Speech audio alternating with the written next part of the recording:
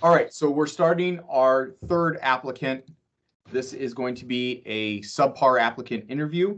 This is going to be Larry the cable guy who's waiting in the lobby. This is how most of the outside the Coast Guard applicants join. We send you a Teams invite and a link. From our side, it looks like this. You do a comms check, and then at the time of your interview, you join the lobby.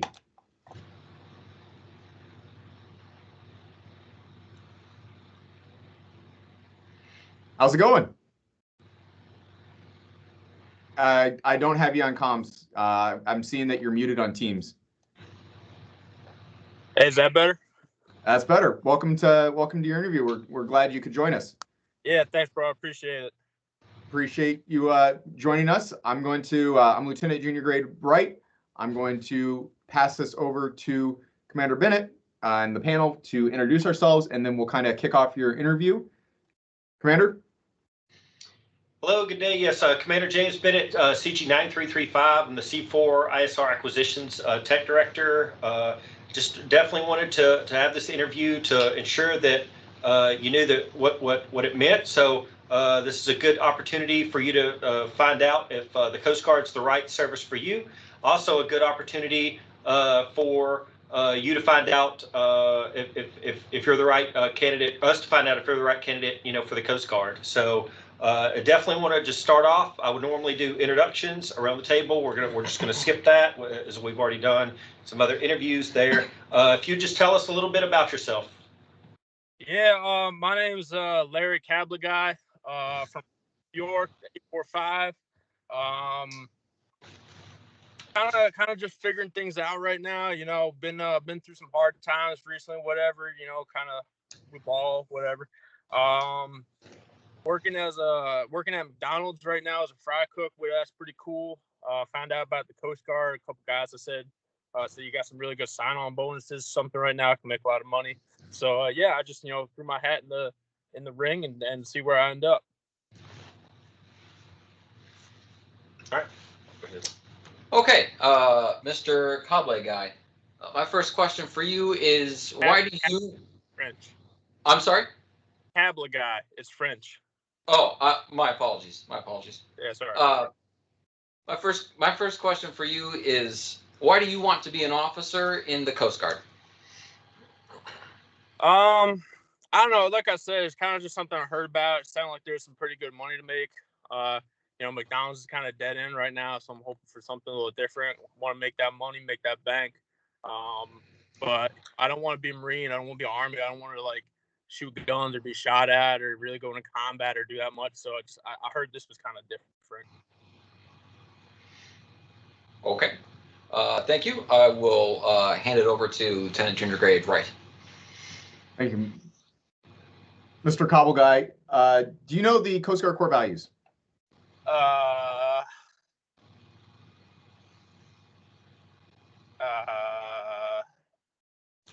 Honor, afloat, and respect.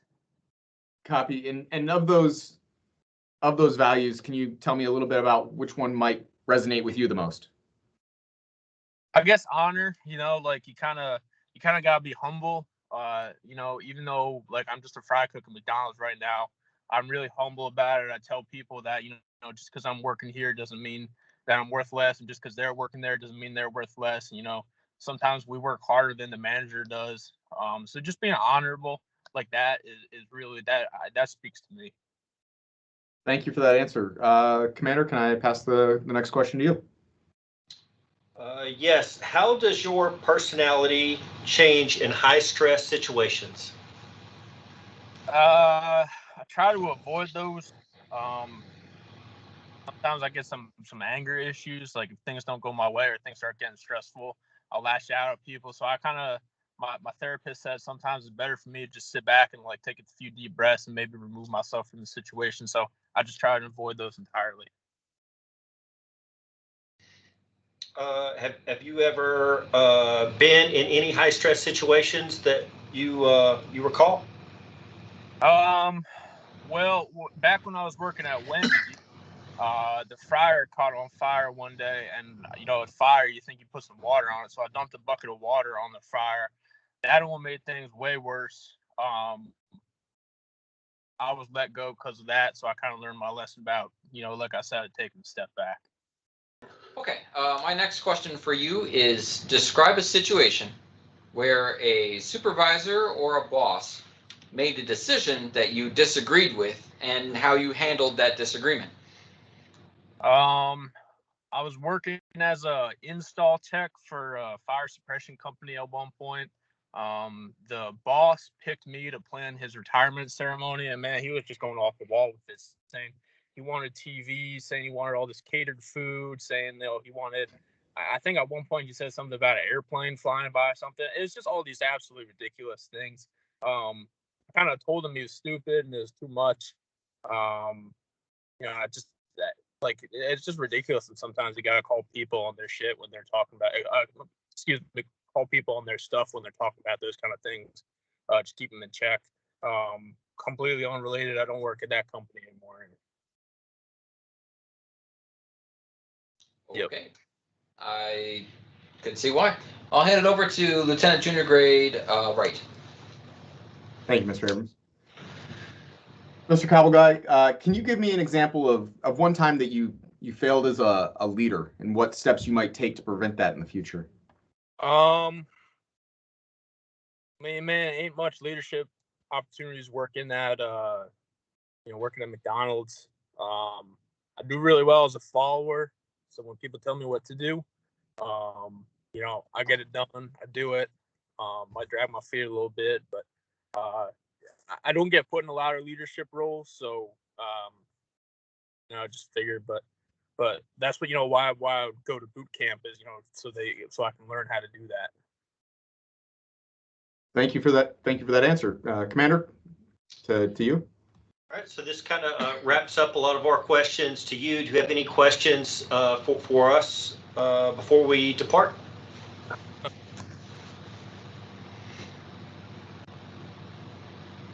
I'm sorry, I couldn't hear if you were on mute or. Oh no, I just said you asked me if I had any questions, so I said who's doing the interview, but I don't have any questions. All right. Okay. Thank you for your time, and I'm gonna ask you to kind of sign off, and we'll sit and work through your package. Yeah. When do I find out if I get in? So your recruiter should be reaching out to you post-interview, and they'll work with you through the process from this point forward. Okay, word. I'll hit them up. Thank you for your time. Yeah, thank you. Alrighty, so we're back after our core applicant. Subpar came in and did his interview. We're going to kind of discuss less about what the candidate did wrong, but more about considerations when you're doing these interviews so that we could highlight with that example. I won't really pull up the 5527 at this point, just because we've already seen it twice. And now we want to talk more about some of the things that somebody who's interviewing for the first time might not have considered, or a civilian applicant, this is their first time ever doing an interview. Prior military, we don't get the chance to do a whole lot of interviews. So just important considerations that our applicant highlighted and why they would be marked poorly or probably not recommended for the panel. So with that, I'll start off by handing it to Commander, then we'll work our way through and then close it down. Commander? Yes. Yep. So absolutely on this one, I think we already kind of hit it. First impressions are everything here. So, and that's kind of sets the tone for the entire interview. I think a lot of officer interview panels have seen several candidates that are having, technical issues, some technical things they may not know how to work either Teams or a certain application, correctly right off the bat. That's okay. And you can kind of work through that. All those things are okay. I think some of the answers, right? We kind of get through it. Maybe not being able to see the candidate's face all the way. Usually they'll ask that candidate, "Hey, could you make sure that the camera is correct, or we can see you when you're speaking?" You may get some of that back and forth, but yeah, some of those answers. In the actual form, probably on the response for the overall impression. This is one of those things where if you want to make a point, as an interview panel, you put in that form, I do not recommend this candidate as an officer in the Coast Guard, period. And that's all you see. So if the second it goes before an officer, a sessions board or panel, and they see that member's not going to be considered. It's an automatic no. The package could be great. You could look like an all-star in the package, but that interview will totally knock you out of contention. You'll be put in the, okay, this is the bad pile. I'm not going to worry about these folks over here, the folks that don't get selected, and then you'll move on. And it's a really quick decision there. So the point of the officer panel, the interview panel is to help the selection panel to make a decision, in that. So that I think that's probably going to be what that candidate would have is automatic, not recommended off the bat. Some of the answers you're trying to get to a place where you can glean some kind of goodness out of it, something that will help move the needle on a candidate forward, to where you can give some feedback on that candidate, or at least give the recruiter or something else, how did that interview go, and you may be able to give some feedback there. There's some definitely things that we could give feedback on. There are one or two things that were okay, but use the language again. Will not deploy. Don't mind where you work. If you worked at in fast food or however that goes, usually everyone has some kind of a example, right, of leadership. Someone's been in a stressful situation. We ask the stressful situation questions. I avoid stress. I've been in one stressful situation. I just immediately knocked it out and walked out of the room and didn't want to deal with it. I will tell you, as an officer of the Coast Guard, you deal with many stressful situations. And you have to have composure in dealing with that in those situations, and you need to be able to execute.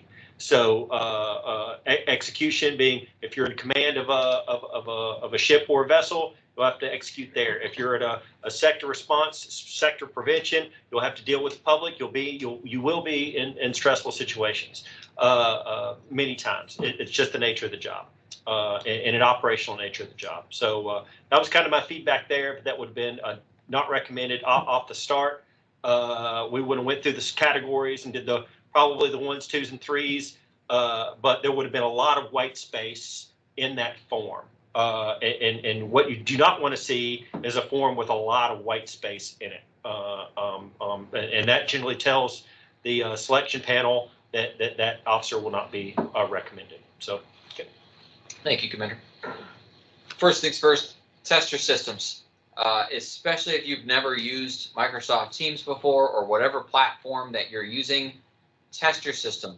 I can say this with a pretty high degree of confidence. Whoever you're setting up this meeting with, whether it's the lieutenant junior grade or whether it's somebody else, I'm sure they are more than happy to do a trial meeting with you before the actual interview, so you can make sure that your mic is working okay, your speakers are working okay.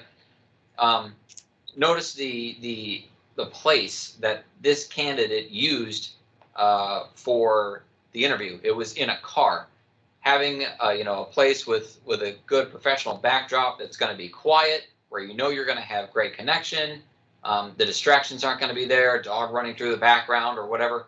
Having that place where you can, again, run that test meeting is very important to starting off this interview on the right foot, because a lot of people get psychologically messed up if something off the bat doesn't go right, and you don't want your connection issue before you even do introductions to be the thing that throws you off track for an interview. So first impressions are everything, and that is the first impression before you even open your mouth to introduce yourself is, we can see you, we can hear you, you're here on time. As far as Coast Guard knowledge, I think for this applicant and really for all applicants, we don't expect you to walk in the room and be able to sing Semper Paratus from memory. Like, it's difficult to know exactly what the job is going to entail if you've never even done it before. But we do expect a baseline knowledge of how the Coast Guard operates and what you want to be in the Coast Guard and how you're going to contribute, because that's what you're applying to do. So if you show up like this candidate and you have no idea what you want to do, or it's just the paycheck's good, the benefits are awesome, great. know why you want to be here, why you want to contribute, what you want to do. Again, we don't expect to know the job perfectly. You've never been in it before, but know kind of our baseline fundamentals. And then my last piece of feedback for this applicant, and again for all, practice these interviews with somebody else. Don't let the first time that you do this interview live in front of a person be the actual interview in front of the panel. Find friends, find family, find people who are willing to just be on the other side. Maybe record yourself. You're going to find all these little things that you do during these interviews you had no idea that you do, but you do them. We are obviously posting the interview questions in the Facebook group. They're online. This is a very public thing that the Coast Guard uses for the interview questions. You have some of these videos, and obviously there are just a bunch of other interview questions out there that you can expect to probably be asked about, your strengths, your weaknesses, leadership, all this kind of stuff. Practice in front of a friend. Have them help you provide that feedback. You're going to go into these interviews with much more confidence and really know what it is that you're trying to say. You're going to communicate concisely and clearly and deliver that message like you're capable of doing. That's all I have for feedback. I'll pass it to Lieutenant Junior Grade O'Brien. Yeah, so obviously I hammed that performance up a little bit. There's a lot of things that you probably would never do. Doing the interview in your car, doing the interview in a Coors Light hat and a hoodie, calling the commander bro, using profanity. So obviously, yeah, I hammed up their performance, but I'm sure all four of us have seen something pretty close to that in real life. The biggest thing, and echoing off of what Brian said, is knowing a little bit about the Coast Guard. You're not going to come in being an expert on all things Coast Guard, like he said, but little things like knowing the core values. That pops up right when you log on to any Coast Guard website. If you want to go afloat, if you want to be in law enforcement, if you want to be in aviation, if you want to do pollution response, there's so much information out there from Coast Guard official sites, but even just social media and YouTube and all these other resources are out there. You can learn so much about what you want to do before you come in. And similar to what we saw in the first two interviews, where we had a person who really researched what they want to do in the Coast Guard and found exactly where they want to go in the Coast Guard, that's going to look really good for you when you go before these things, and you can speak somewhat intelligently to what it is you want to do in the Coast Guard. Good, Jack? Yes. Awesome. So I'll throw a little piece on here that we've said, do your research. Well, you're doing your research by just watching this video, this recording that we're doing. This is the first part of learning what this process is like. Maybe you've already started your path of learning what you want to do in the Coast Guard. Commend you for that. Thanks for sticking around while we're doing these mock interviews and acting a little silly, but giving you an idea. To Jack's point, we have definitely seen applicants that have come through like this. It's very frustrating to me that I'm taking my time, I'm taking the commander's time, I'm taking another officer's time to sit down with an applicant that this is what the recruiter, this package that came through. This applicant wouldn't have sat with us unless they had put in a package and they were qualified already by the recruiter, and the recruiter let them get to this point. And that is going to affect my bias for how this interview is going to go when an applicant shows up with a poor environment, not dressed appropriately, poor communication skills, has obviously not prepared, and is just here to check a box. So fastest way to tank your interview is to waste my time when I sit down and talk with you. So don't waste my time, and we won't waste yours. We're here to support and here to bring and help out everybody along their journey. However, that being said, do your research, put your time to come in and be prepared for the interview. So with that, I'm going to close out the debrief, our 2 minutes for the bad applicant, and then we'll roll into kind of just some high-level thoughts about the process to close things out.